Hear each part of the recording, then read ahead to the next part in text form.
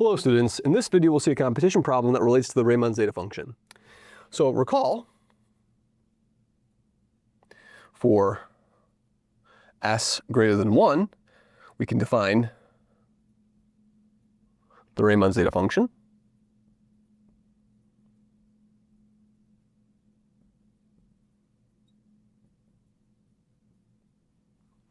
Of course, it's zeta of s is the sum, n goes from 1 to infinity of 1 over n to the power s, right? And of course, we know this series will converge for s greater than 1 by the p-test, right? And this is actually, not only is it a function for s real, but we've seen in previous videos, we can also define it also for s a complex number, right? It's a meromorphic function that has a pole at 1 and a pole at 0, satisfies all sorts of beautiful things. We did that in our complex analysis course. Okay, now, this is what the Riemann Zeta function is. We're going to prove, this is a classic competition problem, prove that the sum s goes from 2 to infinity of zeta of s, so you're evaluating all these Riemann Zeta functions, minus 1 is equal to 1. That's a strange identity, right? But let's make sure this makes sense. Of course, zeta of 2 makes sense, zeta of 3 makes sense, zeta of 4 makes sense, zeta of 5, all those numbers make sense, right? And what do we know? So to give you a sense of what's going on here, to give you a sense of how this problem actually works, we make the following notes. So note,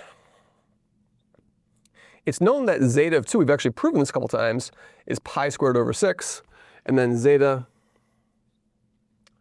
to the 4 is also known. It's pi to the 4th over 90, right? And in general, these zetas at the two integers are going to be multiples of pi to the 2n with some coefficient in front of that. That coefficient are the Bernoulli numbers. There's a power of 2, and then there's a factorial, right? So I know that this thing is going to converge because of that factorial in the denominator and asymptotics on the Bernoulli numbers, right? So in general, a formula for zeta of s is unknown. If you can find out what zeta, explicit formula for zeta of 3, that'd be a very interesting discovery, right? It's not known at this moment in time.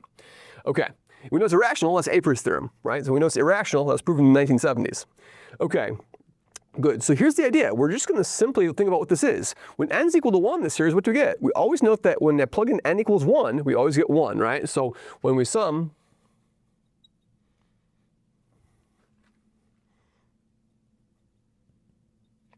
the zeta function, the first term in the sum is always 1.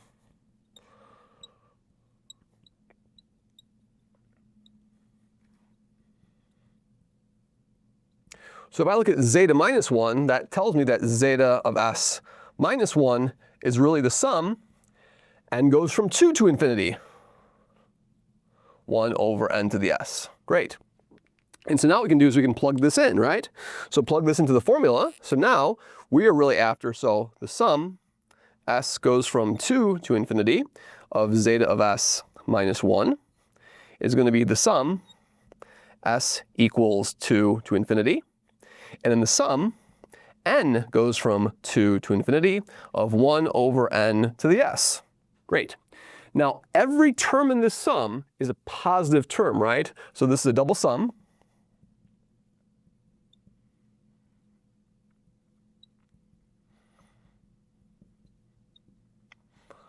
Of positive terms.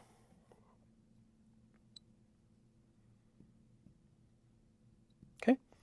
And so the Fubini-Tonelli theorem, Fubini-Tonelli,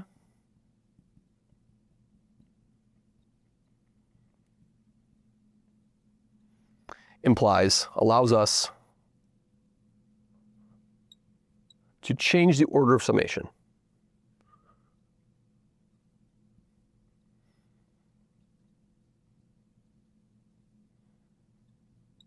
That's proven in a real analysis course. We're going to use that fact here, okay? And that's a good general principle. Tonelli's theorem is powerful. Tonelli's theorem is about non-negativity, right? So if you have positive things, you can always interchange the limits, right? Because there's no, if the sign is changing, if the alternating series, you can have all sorts of bad things happen, right? You can have all sorts of convergence issues happen. The classic example of this is just do like a sequence of ones and negative ones, right? It depends on which way you sum, right? Which way you sum will dictate If you're going to get positive or negative. So here's an example. If I just look at this, we're at 1, -1, 0, 0, 0, 0, 0, right? And then shift that over 1, -1, 0, 0, 0, 0, 0, 0. Shift it over, this is right here, 0, 0, 1, -1, 0, 0, 0, 0, 0, right? If I sum this along the rows, 0, 0, 0, 0. So along the rows we get a 0 sum, but if I sum along the columns, I get a 1, a 0, a 0, a 0, a 0, and that means we get 1. So if I flip the rows, but instead of going horizontally, I go vertically, I get that 1 is equal to 0. That's a contradiction. So I cannot flip the order of summation over here in this example because it doesn't work out the right way, okay? And that shows you how powerful this theorem is, right? It's a very powerful theorem. Otherwise, when you talk about absolute convergence, it becomes very, very tricky. Now, of course, if we change the limits of integration, what's going to happen over here? So changing limits of integration, you're going to have the sum. So this thing over here becomes what? It becomes the sum. N goes from 2 to infinity. The sum S goes from 2 to infinity of 1 over n to the power s. Now that's a geometric series, right? That's a geometric series that sums up to what? That's a geometric series that sums up to, what?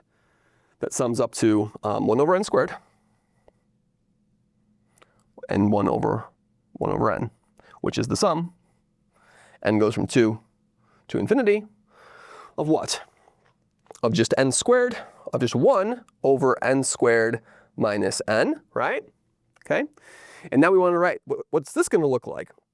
Well, this is going to be a telescopic series, right? So what does this look like over here? This is going to be equal to the sum n goes from 2 to infinity of what? Of a 1, let's see this works. It's going to be this plus this. Will this work over here? This will, let's see, this is not going to work because I need a negative sign over here. So that needs to be negative. That needs to be a negative sign, like that. Let's check something. This is n minus this thing over here, so it definitely works. So that's partial fractions, right? Okay. But this is a telescopic sum, right? The first term over here is just going to be like a 1 minus a half, then what? Then plus 1/2 minus 1/3.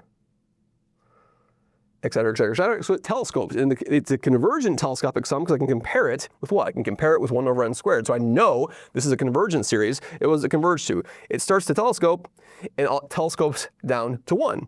So we just proved it. We just proved that the sum, s goes from 2 to infinity, of zeta of s minus 1 sums up to 1. Beautiful. Thank you very much.